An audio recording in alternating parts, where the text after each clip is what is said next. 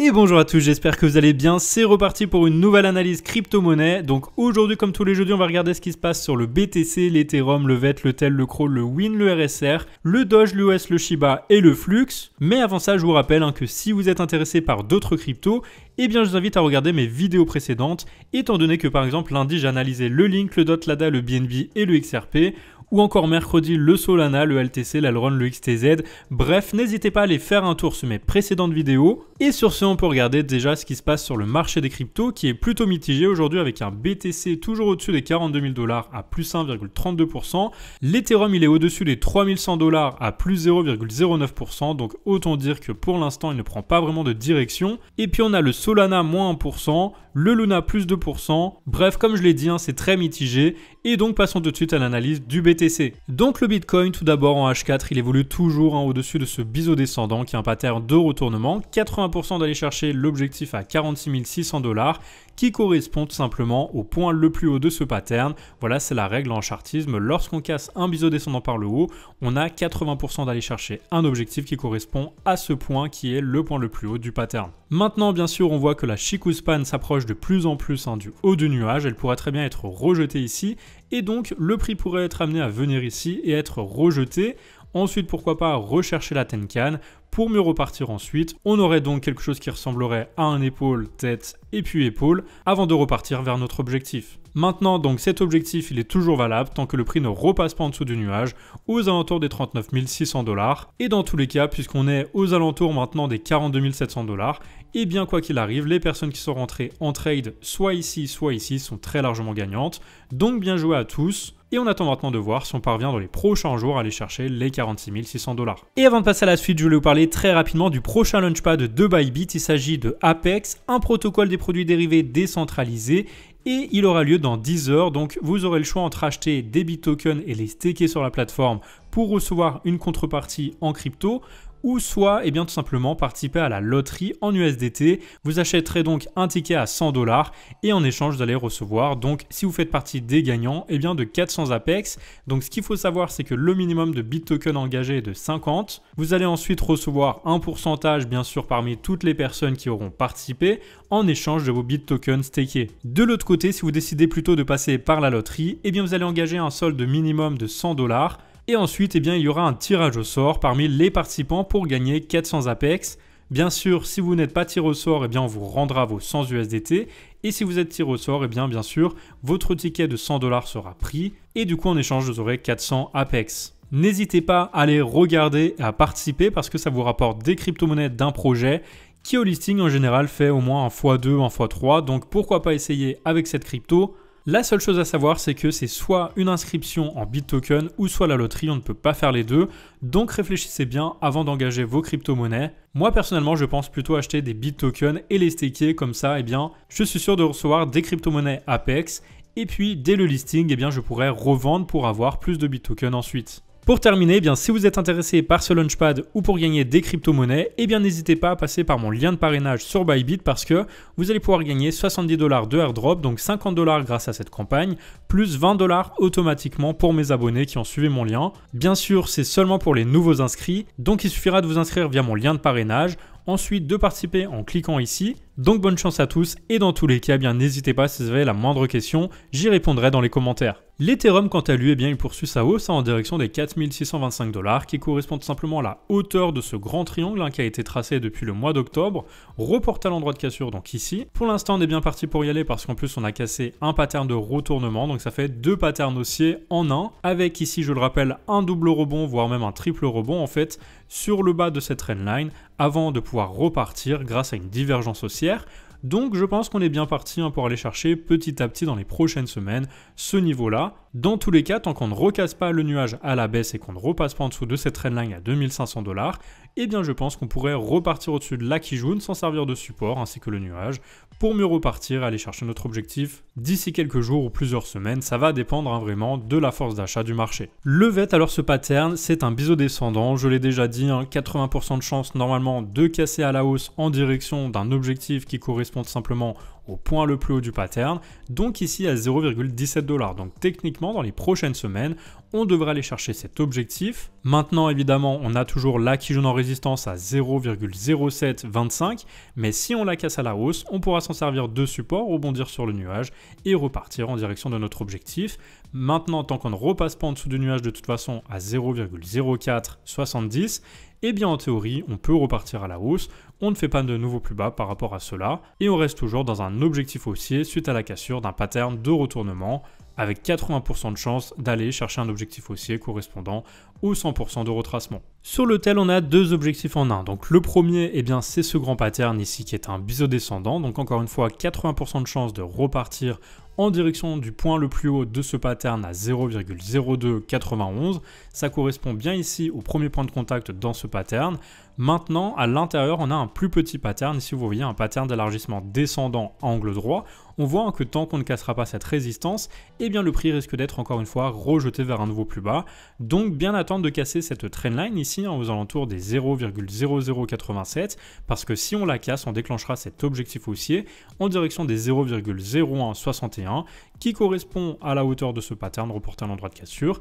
Et ensuite du coup, si on arrive ici, eh bien forcément ça nous confortera dans l'idée qu'on ira très prochainement ensuite chercher cet objectif défini suite à la cassure du biseau descendant. Alors évidemment, tout ça est valide seulement le temps qu'on reste au-dessus de ce niveau à 0,0044 parce que si on repasse en dessous, eh bien on fera un nouveau plus bas et puis on aura des risques d'aller encore plus bas. Mais bien sûr, pour l'instant, on s'attend surtout à recasser tout ça à la hausse. Dans tous les cas, c'est ce qu'on va suivre. Le CRO, alors c'est un cas d'école, il a cassé lui un pattern d'élargissement descendant par le haut, il y avait 80% de chances que ça arrive, et donc ça a été fait, et maintenant, bien sûr, on a un pullback sur cette trendline ici, et suite à une divergence haussière, eh bien on voit que le prix il repart à la hausse. Donc, tant qu'on tient ce support en confirmation, eh bien on peut espérer regagner la Kijun, rebondir ensuite sur le nuage et repartir vers le haut. Et dans tous les cas, tant qu'on ne passe pas en dessous de cette trendline, on reste haussier. Maintenant, si on la casse à la baisse, par contre, eh bien attention, on ira chercher très probablement un pullback sur le haut de ce pattern en direction des 0,30 environ. Ensuite, à voir si on parvient à rebondir et à recasser tout ça à la hausse. Du côté du Wink, eh bien, il est toujours en train d'évoluer à l'intérieur d'un range. On voit qu'il évolue à l'horizontale. Et tant qu'il ne casse pas la partie haute ou la partie basse, eh bien, il restera en range. Donc, bien attendre la cassure soit par le haut en confirmation, soit par le bas en confirmation. Pour l'instant, je pense qu'on va plutôt aller casser à la hausse, étant donné qu'on va certainement suivre ce qui se passe sur le BTC. Mais voilà, il vaut mieux quand même rester vigilant parce qu'on a toujours quand même la Kijun ici en résistance. Donc bien attendre la cassure de tout ça pour ensuite viser un retour sur ce niveau des 0,005 450 qui correspond à la hauteur du pattern reporté à l'endroit de cassure. Et si maintenant on est amené à être rejeté soit par le nuage, soit par la Kijun, et à repartir vers un nouveau plus bas, on aura de fortes chances de casser par le bas ce range en direction du niveau des 0,001745. Le RSR pour le coup lui aussi il évolue dans un pattern de retournement. Ici on a un biseau d'élargissement descendant, donc en théorie 80% de chances de casser par le haut. Maintenant bien attendre quand même de repasser au-dessus de la Kijun à 0,01740 parce que tant qu'on ne sera pas repassé au-dessus, elle pourra toujours faire office de résistance et entraîner le prix vers le bas.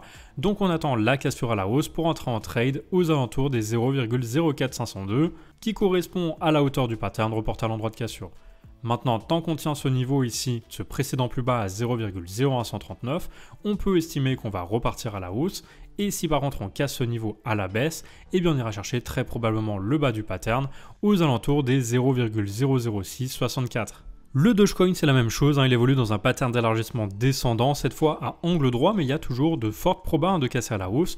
Donc pour l'instant, tant que le prix reste au-dessus du nuage de la trendline ici, de ce plus petit pattern, eh bien on peut estimer qu'on ira rechercher une cassure à la hausse de cette trendline à 0,19 $. Maintenant, tant qu'on ne la casse pas à la hausse, attention, on est toujours dans une tendance baissière avec des plus bas de plus en plus bas et des plus hauts de plus en plus bas. Donc on attend bien sûr de casser tout ça à 0,19 $ pour ensuite aller viser les 0,32 qui correspondent à la hauteur du pattern reporté à l'endroit de cassure. Et si par contre malheureusement on repasse sous cette trendline aux alentours des 0,12, eh bien attention parce qu'on pourrait risquer d'aller chercher le niveau des 0,09 $ qui correspond tout simplement au bas de ce pattern. Sur l'US, alors tout d'abord, regardez, on avait ce pattern ici qui est un triangle de compression sur lequel je vous disais que suite à la cassure, on devrait très probablement chercher les 0,87 et regardez comme on a touché avec précision notre target avant de rebondir. Donc bien joué à ceux qui étaient rentrés en trade, c'est vraiment chirurgical ici. On a touché les 0,87 933 avant de repartir à la hausse chercher la Kijun Et maintenant on peut donc supprimer tout ça parce que l'objectif a été atteint. Et on peut tout à fait relier les points les plus bas du marché entre eux pour avoir un nouveau pattern. Donc je prends celui-ci parce que c'est un point plus bas par rapport à tous les autres, mais pas par rapport à celui-ci. Donc pour moi, ce point bas, il est pertinent et on va attendre de voir si on casse cette trendline à la baisse ou si on casse une autre trendline à la hausse. Donc moi, je prends ces 3 points ici parce qu'ils m'ont l'air quand même assez pertinents. Et ensuite, du coup, ça nous donne un triangle qu'il ne faut absolument pas casser à la baisse, mais plutôt à la hausse. Voilà, donc on va pouvoir tracer maintenant les objectifs. On prend l'outil flèche. On va d'abord calculer l'objectif de cassure si c'est à la baisse, en prenant la hauteur à l'entrée du triangle, de cette façon, qu'on reporte à l'endroit de cassure. Donc imaginons que ça se passe par ici. Et bien l'objectif, il sera aux alentours des 0,53 619. Donc ça, c'est pour dans les prochains jours, voire les prochaines semaines, parce que c'est un pattern en daily. Et si jamais on casse par le haut, et bien de la même façon, on prend la hauteur du triangle à son entrée, comme ceci, qu'on reporte à l'endroit de cassure. Donc imaginons que ça soit après le twist ici, parce que vous le savez, en général, lorsqu'on a un twist du nuage, on a de fortes probas de revenir chercher le twist et d'essayer de passer à travers. Ensuite, à voir si on recasse vers le bas ou si on casse à la hausse. Mais voilà, ça pourrait être par ici. Et du coup, ça nous donnerait un objectif aux alentours des 2,23$ environ. Voilà, donc je trace tout ça. On verra dans les prochains jours ou les prochaines semaines ce que ça donne. Sur le Shiba, alors c'est très clair, le prix évolue depuis plusieurs semaines à l'intérieur d'un triangle de compression. Et on voit qu'on arrive justement à la fin de cette compression. Donc on va bientôt finir par casser soit par le haut, soit par le bas. C'est très serré ici, mais je pense qu'on devrait casser par le haut parce qu'on va suivre très simplement ce qui se passe sur les autres cryptos. Maintenant, évidemment, rien n'est sûr à 100%, donc bien attendre la cassure, que ça soit à la hausse ou à la baisse. Si on casse à la hausse, bien attendre la cassure du nuage, parce que pour l'instant, il peut toujours faire office de résistance, ainsi que la Kijun ici. Donc bien attendre de repasser au-dessus du niveau des 28,38 pour ensuite aller viser les 39,69 qui correspondent à la hauteur du triangle reporté à l'endroit de cassure. Maintenant, dans le cas inverse, si jamais on vient à casser par le bas ce support, eh bien on ira chercher le niveau des 14,82. Et enfin, on termine par le flux qui lui aussi évolue à l'intérieur d'un triangle de compression et on voit qu'on arrive à la fin de la consolidation. Donc on devrait avoir une résolution dans les prochains jours et je pense que ça se fera par le haut parce qu'ici on voit qu'on est très éloigné de la Kijun et à chaque fois qu'on est éloigné de la Kijun, en général, on vient la rechercher à chaque fois. Donc le prix s'en est éloigné depuis un bon moment. Si on repasse au-dessus de la Tenkan, on devrait aller tester la Kijun et donc tester une cassure du triangle à la hausse. Donc ça c'est mon avis bien sûr, et si on casse par le haut, et bien du coup on ira chercher une target correspondant à la hauteur de ce pattern, reporter à l'endroit de cassure, ça nous donnerait un objectif à 4,83. Et si jamais par contre on casse par le bas, ce qui peut arriver bien sûr, eh bien on ira chercher très probablement le niveau des 0,45. Pareil, c'est la hauteur de ce pattern reporté à l'endroit de cassure. Maintenant vous avez vu que j'ai aussi une ligne ici qui s'est dessinée, tout simplement parce que je prends en compte ce niveau de support. On a rebondi 2 fois par le passé en résistance, donc ça pourrait très bien aider le prix à repartir si on revient chercher ce niveau-là. C'est pas sûr qu'on aille chercher à 100% les 0,45. Moi je prendrais un take profit ici et le deuxième ici. Et voilà, c'est la fin de cette vidéo d'analyse, donc merci à tous de l'avoir regardé. J'espère que vous a plu et qu'elle a permis de mieux vous orienter sur le marché. Dans tous les cas, merci par avance à tous ceux qui vont liker cette vidéo et s'abonner à ma chaîne YouTube. N'hésitez pas à laisser vos questions en commentaire. Et d'ici là, je vous souhaite une très belle fin de journée, un bon week-end et je vous dis à lundi pour une nouvelle vidéo d'analyse.